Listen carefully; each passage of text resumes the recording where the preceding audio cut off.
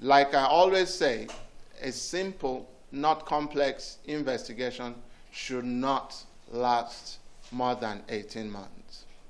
One of the reports that is being released today is the accident of an Augusta Westland AW139 helicopter with nationality and registration marks of 5 November Charlie Mike Lima. Owned and operated by Caverton Helicopters Limited, which occurred on the 2nd of February 2019 in Kaba, Kogi State, Nigeria. The helicopter had 12 persons on board, including the Vice President of the Federal Republic of Nigeria, his entourage, and 3 crew members, which included the captain, the co-pilot, and an engineer.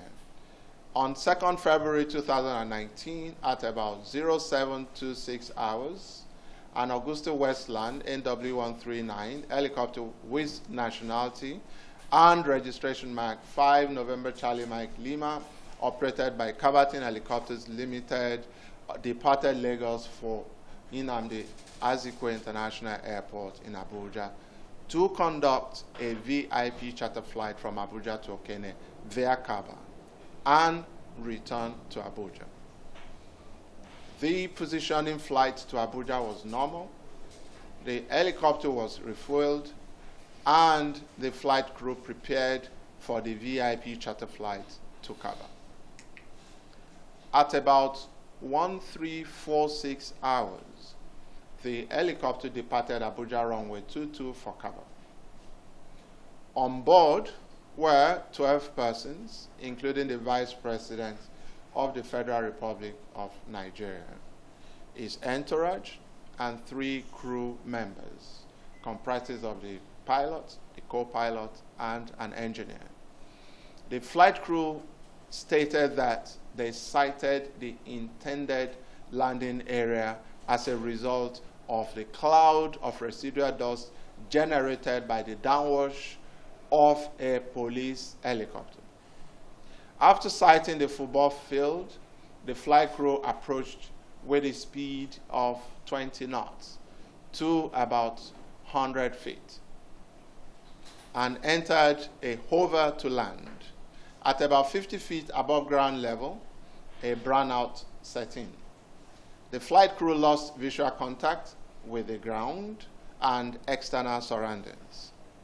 The co-pilot began radio altitude call-out 35, 30, 25, 20, 15.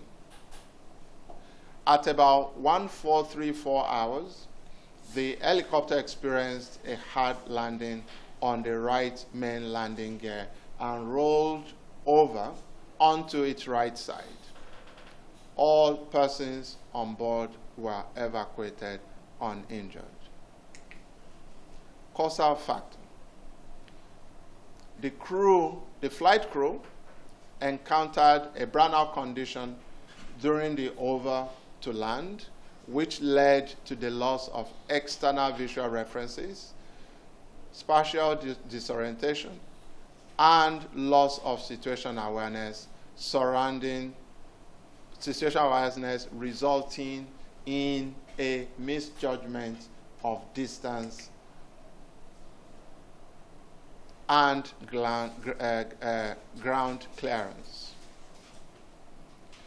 As the flight crew tried to control the helicopter's movement for landing, the helicopter landed hard and rolled over on its right side.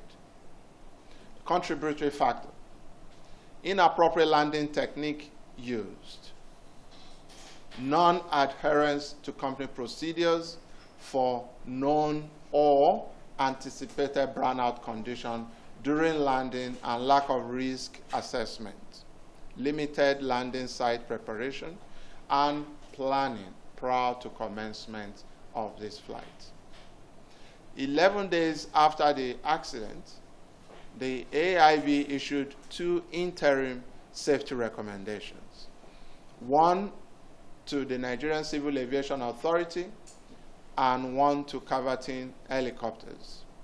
The required safety actions were initiated and implemented promptly.